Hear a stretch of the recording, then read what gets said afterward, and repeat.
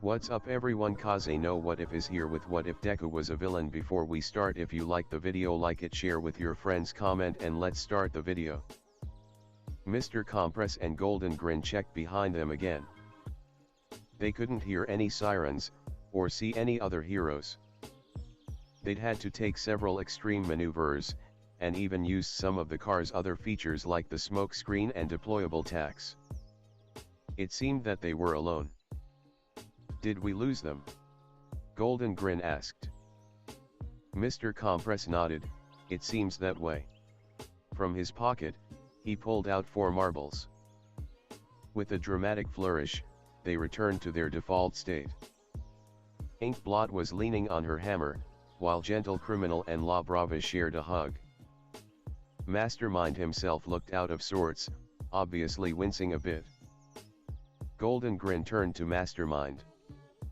Okay, now that we're out of danger, I have to ask, what the hell was that? Mastermind stuttered. Well dash. Golden Grin stepped closer. I mean, seriously. I know that I messed up knocking the heroes at the crowd, but why'd you go and save that kid? Not that that wasn't the moral thing to do, but Eraserhead or whatever was there, so why dash? Because if I was the kind of person who'd stand by and let people get hurt because of us, then I wouldn't be the villain you all agreed to work with. Mastermind retorted, voice losing most of its affected tone. He continued talking. I'm a supervillain, like I said. And, well, I saw that he was in danger.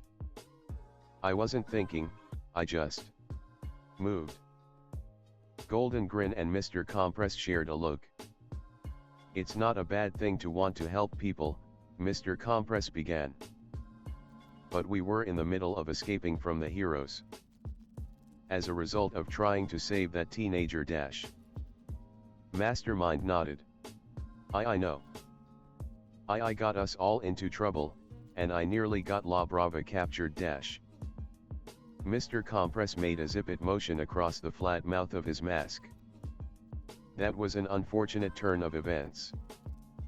And we're going to need a serious discussion about everything that happened then, but not now.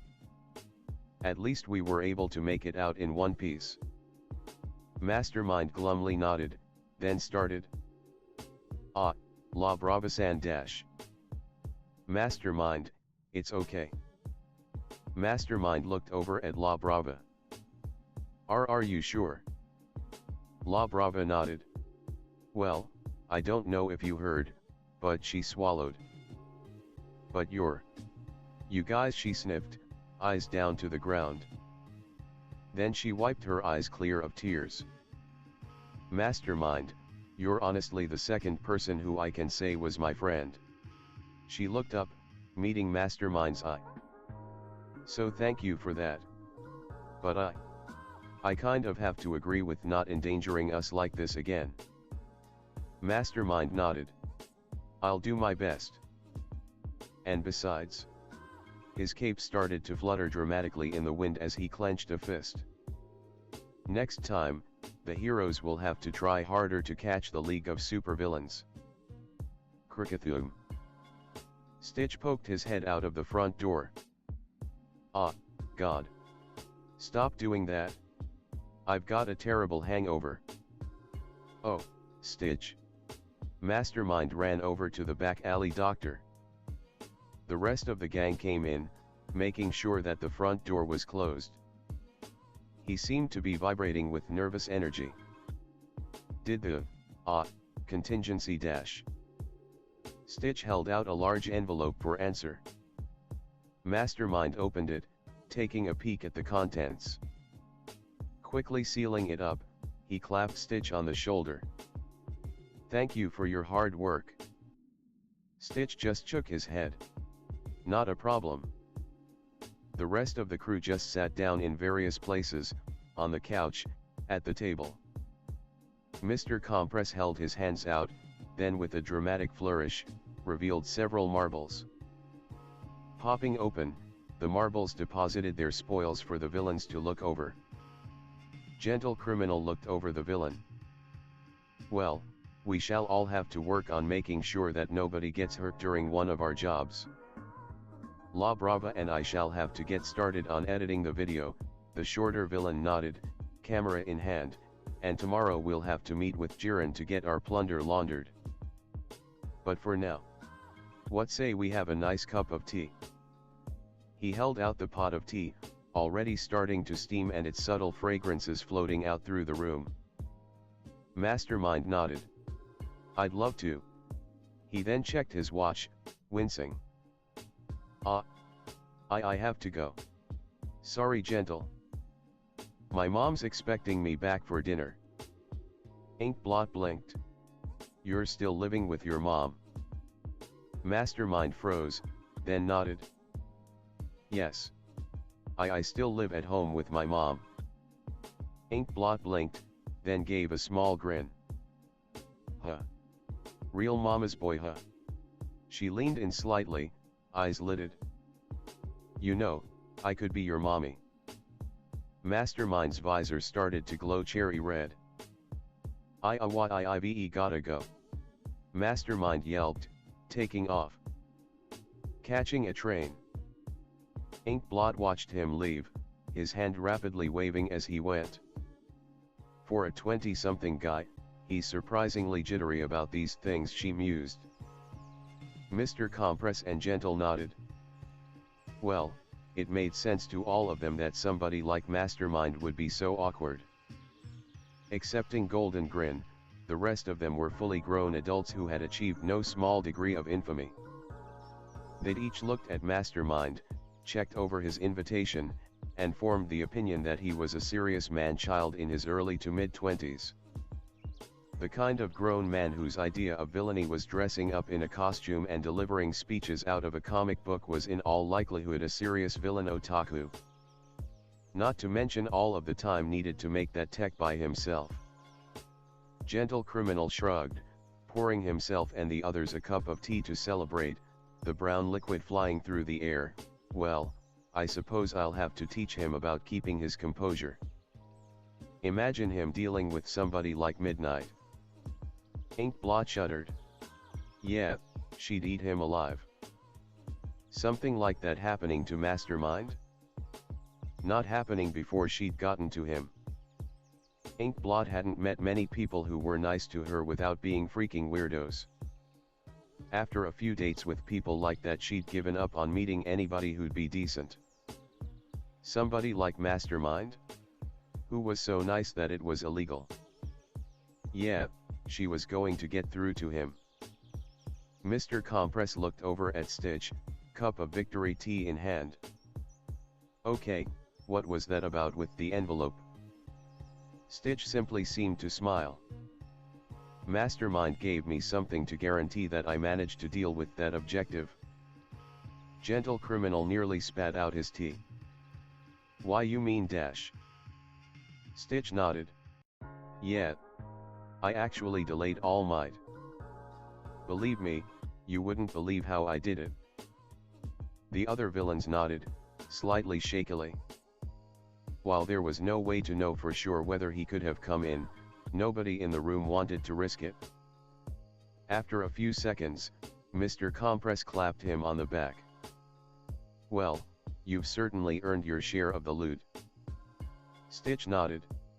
I know. He accepted the cup of tea.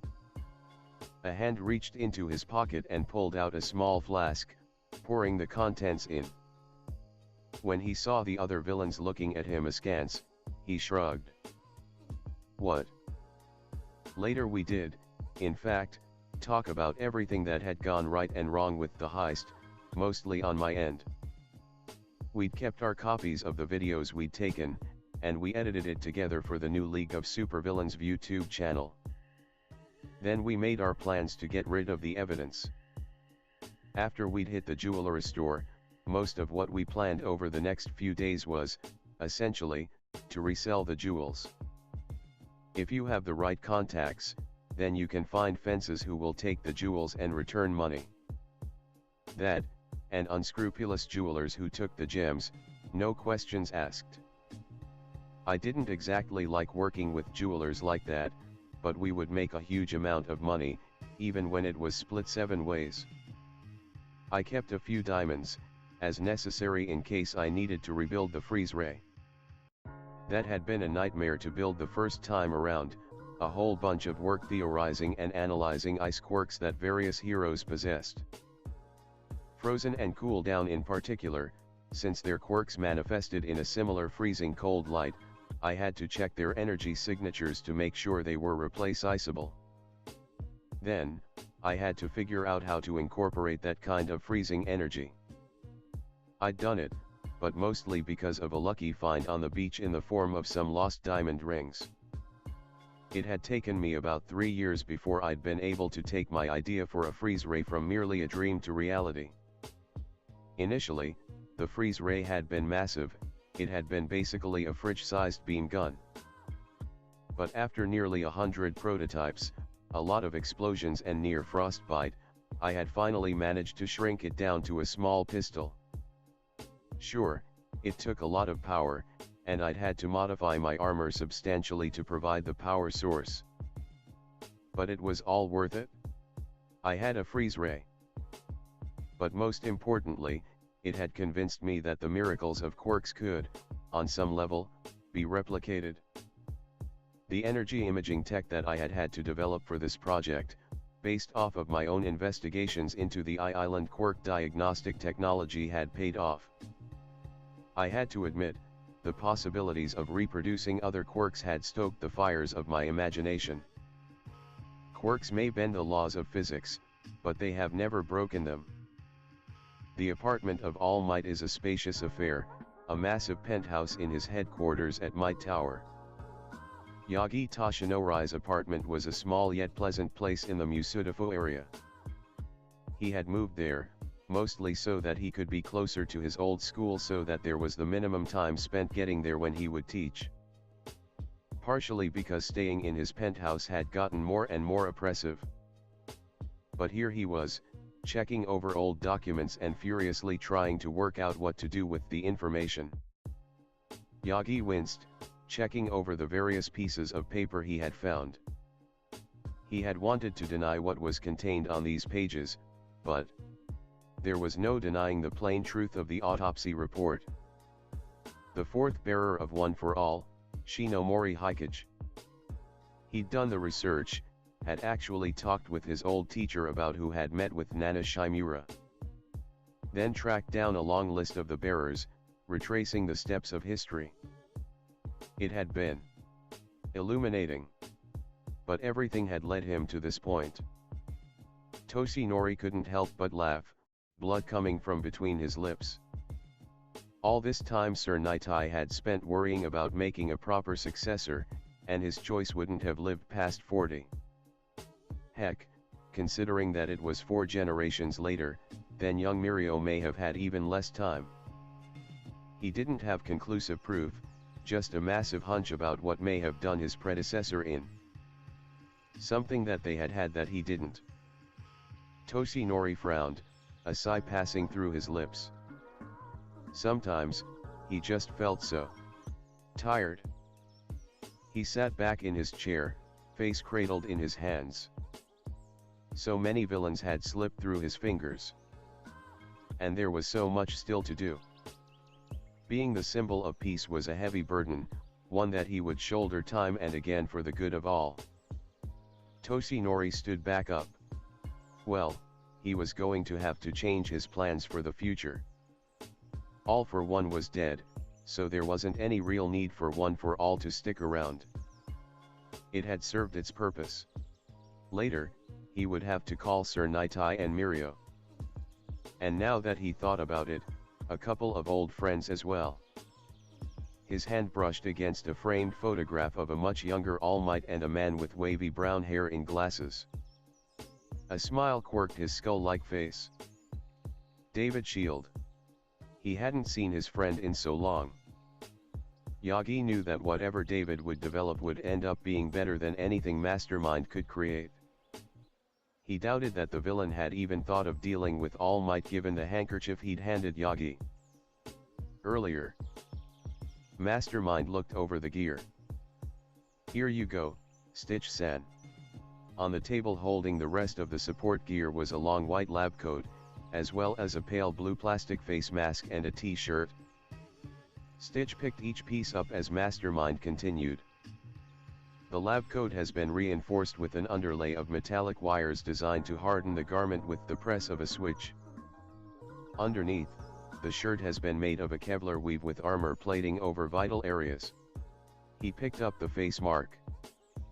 This serves as an air filter as well as voice changer. Stitch looked over the gear. And why are you giving me all of this? Because if you think I'm going to get involved with a heist dash. Mastermind cut him off. Oh, I'm not planning to have you on the heist itself. Rather, you're a last-ditch contingency in case of the big problem. La Brava raised a hand. And what, exactly, is the big problem? Mastermind simply pulled out a small hologram projector. Him. The holo emitter flashed, showing the imposing figure of All Might. Everybody in the room swallowed. Do you think he'll show up? Gentle Criminal asked. Mastermind nodded. It's always a possibility. He tapped the hologram, showing a small graph. I'm hoping that if we time this right, then he won't show up. All Might's appearances nearing the end of the day, going off of social media, taper off. Why, I don't know, maybe he's figured out that he doesn't have to kill himself to be the symbol of peace. All Might stared at his phone. There were a few numbers in there, mostly colleagues, some friends. He flicked through them, eventually finding the number he wanted. He looked out over the balcony, phone dialing. It only rang for a few seconds before the other end connected. All Might. Toshinori smiled. Hello, David. I am here. There was a chuckle on the other side of the line. You certainly are. Do you want to do this over video, or dash? Toshinori shook his head. No, David. He swallowed. Even now. How is Melissa progressing with her studies? A shameless change of subject, but Yagi would have rather talked about his goddaughter than anything else. If David had picked up on the deflection, then he didn't show it in his voice. She's doing an amazing job. Near perfect scores across the board. That is excellent, David-san. I'll have to remember to get her something. Maybe arrange a call. For a short while Yagi just enjoyed talking to his old friend, catching up with him and sharing a few incidents of his own, villains he'd captured, people he'd saved. He even talked briefly about Mastermind, the inexperienced villain's panic and mistakes still on his mind.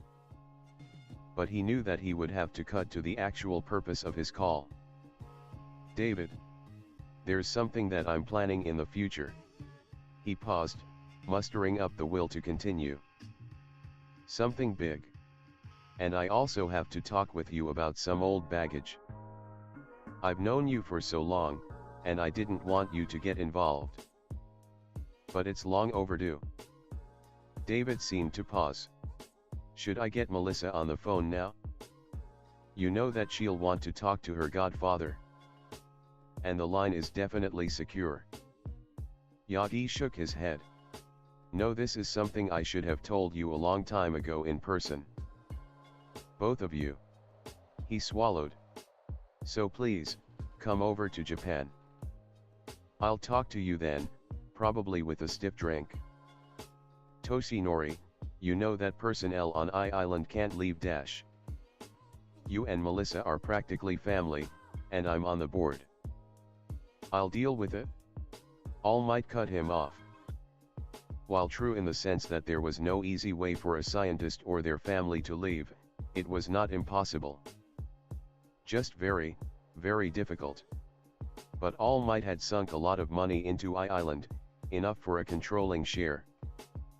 He had never really abused his technical position of power on I-Island's board. Well, it was time to pull some strings even if they broke. There was a pause on the other end. This. What are you planning to do? Because I am working on something that should help dash. All Might sighed, nothing drastic. Just something that I've probably been putting off for too long. I'll see you soon. He clicked his phone closed, sitting down at the table. There was a lot to do.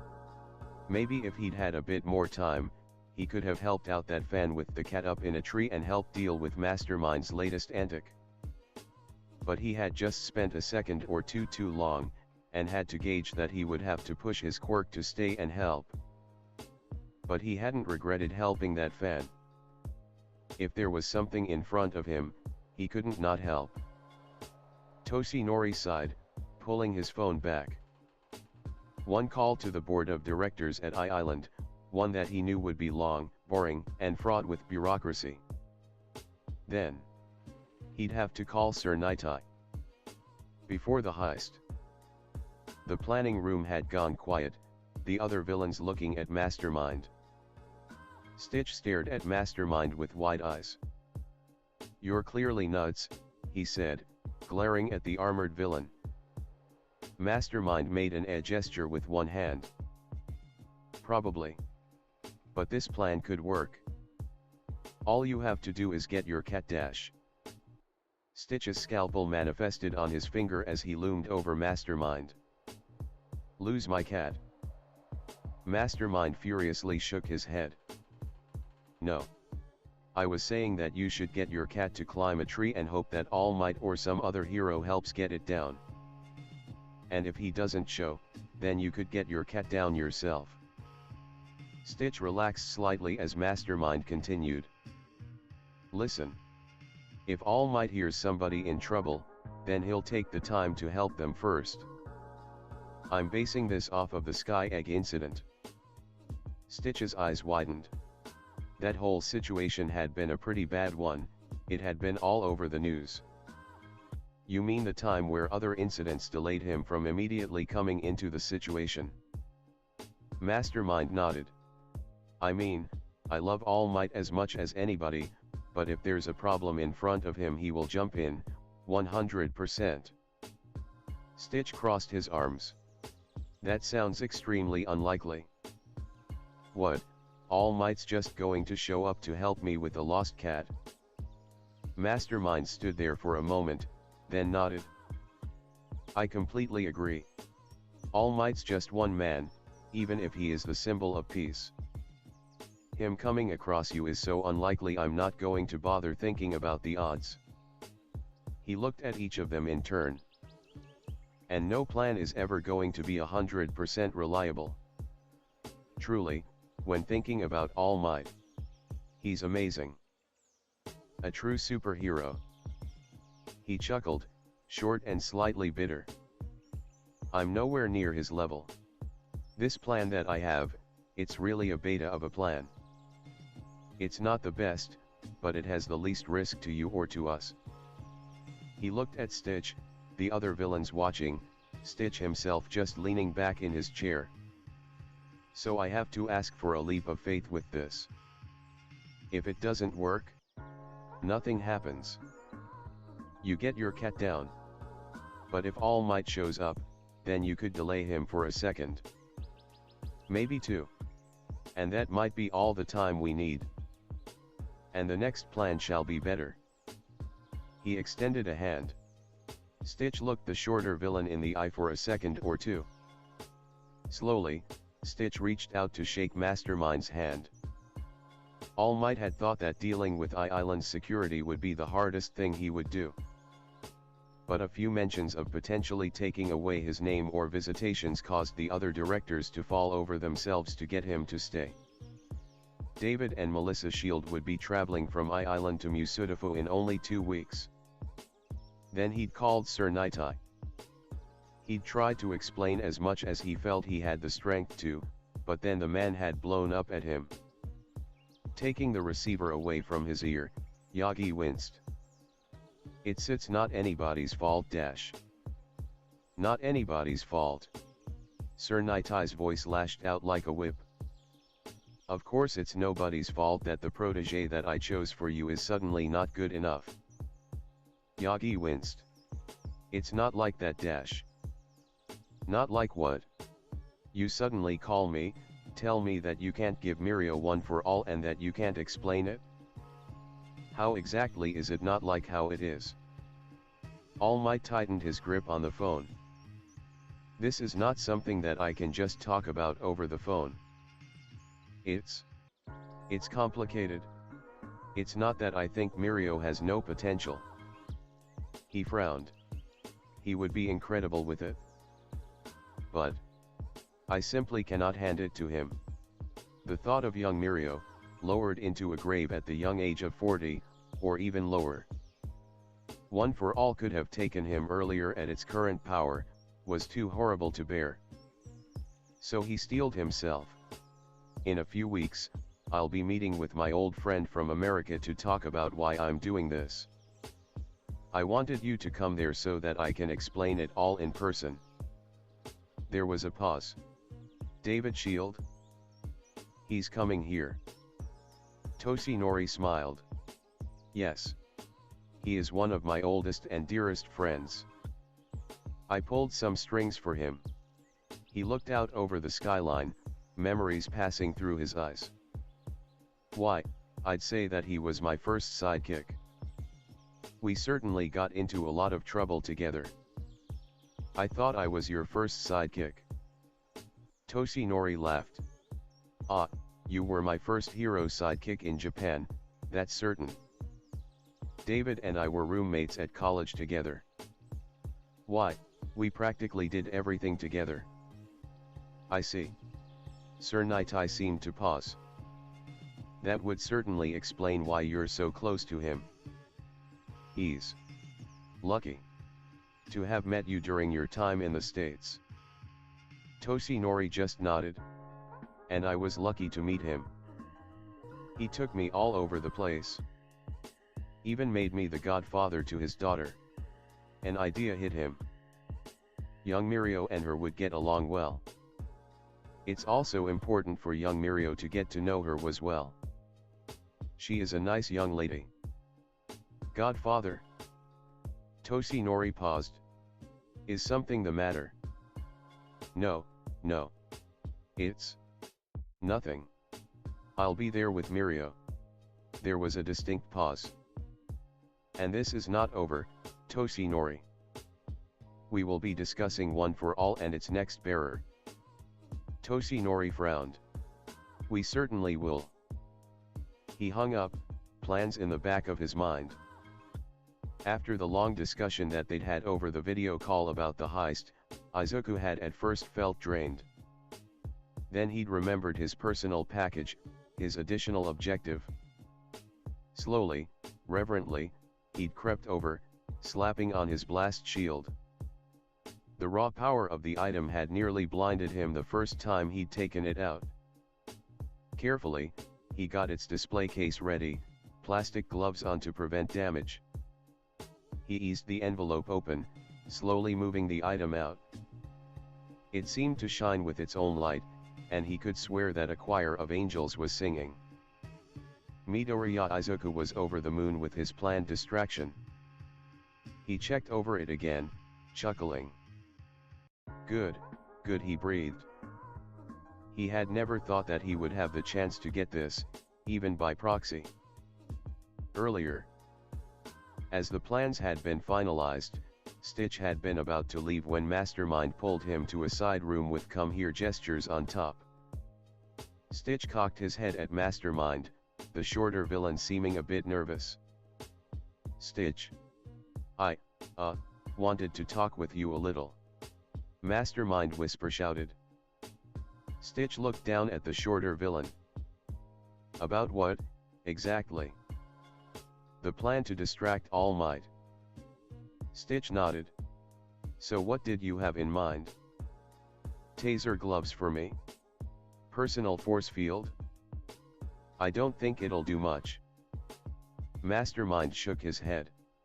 I mean, I have an idea from the Incredibles movie, but I don't have 0-point technology yet, but that'd not important. He pulled out from behind his back a large envelope, passing it over to Stitch with both hands. I have a distraction that is sure to keep him occupied. Stitch accepted it. Well, if you say so. He opened it, looked closely at the item inside. Then he looked at Mastermind with tired, dead eyes. What the hell is this? Mastermind tapped his fingers together. It's a limited edition All Might 21XX poster. Stitch stared at Mastermind. It's a limited edition. They only released it in the States. I had to steal it from an orphanage.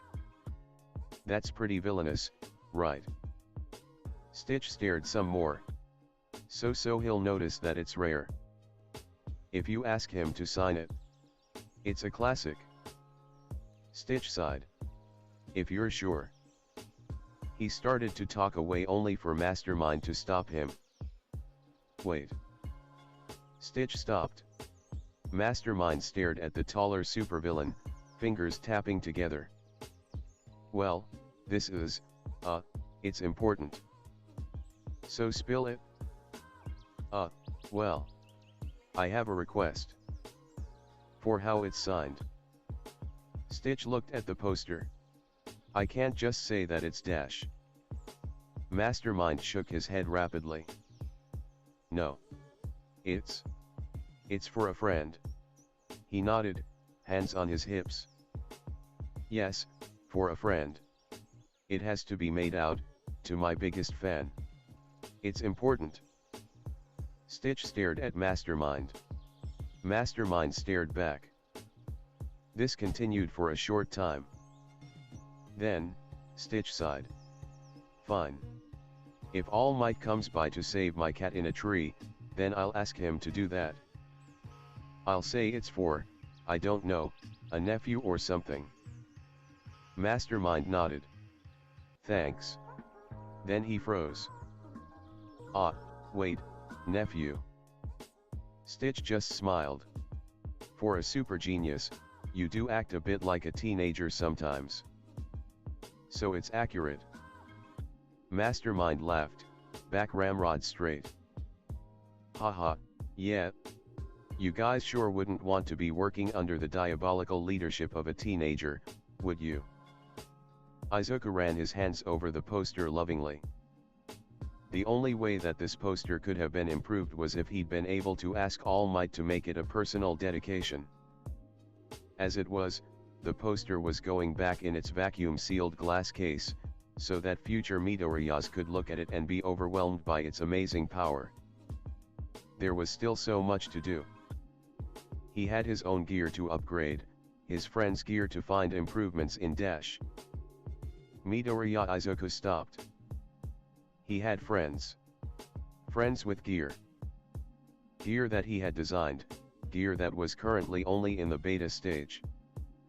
He had willing test subjects / friends who needed his help to make them better. And enough of a budget to make what he really wanted for them. In their apartments, the other villains suddenly shivered. Ink blots first stood on end. La Brava and Gentle Criminal felt the urge to hide, clutching each other closely. Golden Grin grabbed his old teddy bear. Mr. Compress hands twitched, spilling his deck of cards all on the ground. Stitch shuddered, pouring himself a double that went down like a glass of water. The feeling that something was wrong was near impossible to avoid. That they were mice in a maze with a scientist waiting to hook them up to electrodes. Izuku started to giggle, then chuckle. Then he let out a full laugh, smile stretching nearly ear to ear. MWA ha ha ha. So much potential. So many ideas and so little time. Proper funding. Ideas sizzled in his brain like a delectable pork cutlet in oil. He threw himself on his blueprints, pen furiously scribbling. He didn't want to hurt any of them or allow them to come to harm. They were his friends, after all.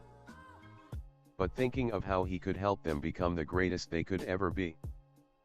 Oh, he'd have to do so much testing. MWA ha ha ha. MWA ha ha ha.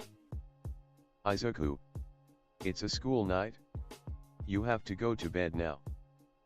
Izuku blinked, then shook himself. Sorry mom. I'm going now. Good night. And, this chapter was surprisingly hard. I got rid of some bits to use later for better flow. I hope this makes sense with what I have planned later. And Midoriya's mad scientist is showing. Hopefully they will be okay. So we learned what Stitch was doing. As Izuku said, this wasn't the best plan he's ever come up with, but they can't all be bangers. It's definitely a bit bullshit, but it was a chance gamble.